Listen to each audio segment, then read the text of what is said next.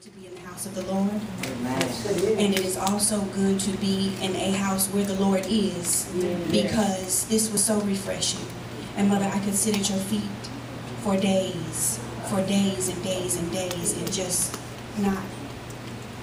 Thank you. Thank you.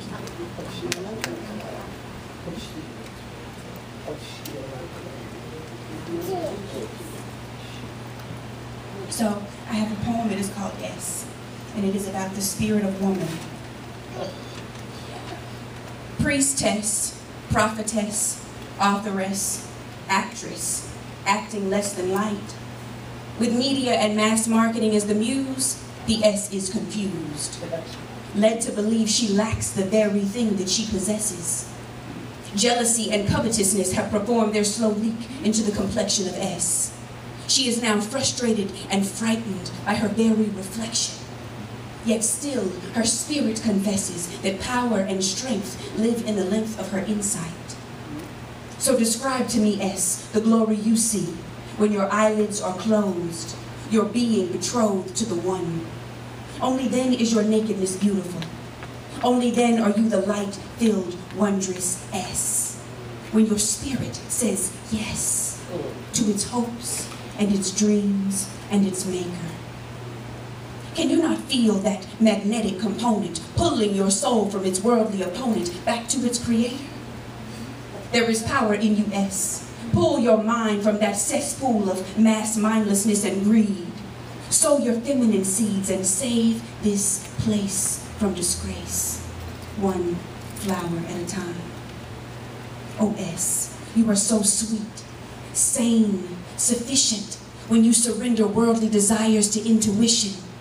Sensitive, insightful silhouette, spread your love and life and hope instead of distress. Spiritess is eons old. Before the earth was formed, she told you of your greatness.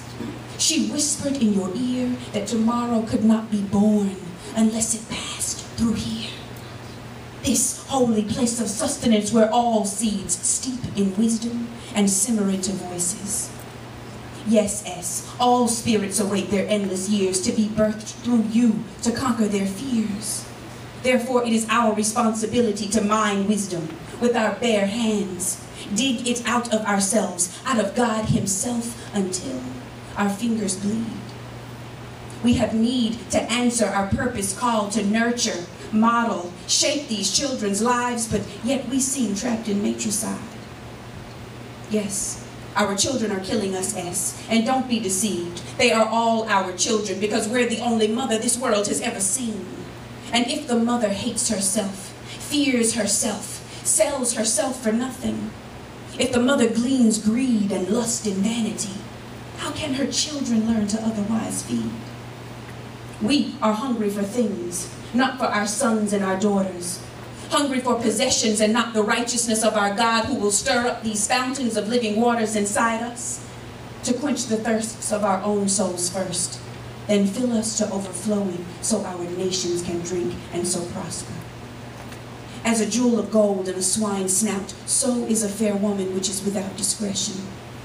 Our ability to voice our choice is our protection. It is our very security. Learn the power of free decision, sound decision, godly decision. This is discretion. And then exercise discretion because she alone is wise and will break the bands of this satanic frame of mind where the S has existed here of late in an unholy, hypnotized state. Led to believe that her body is a commodity and not the temple of God. That the interment of her discernment will not lead to the annihilation of all peace. And worst of all, led to believe that God does not care and is unable to remove her feet from these snares. Where are you, S? Come forth, clothed and prepared for the battle. This nation is dying of thirst, and you are the water. Our children are defeated for lack of knowledge, and you are the wisdom, if you will get it. Our men are spirit-whipped and castrated, and you are the medicine. You were pulled from man's chest, but from then until now, life feeds at your breast. Go humbly into prayer, naked and hungry. feed in his sundry pastures, connect with his greatness S, to come forth boldly, being, speaking, teaching your light-filled loveliness. Thank you.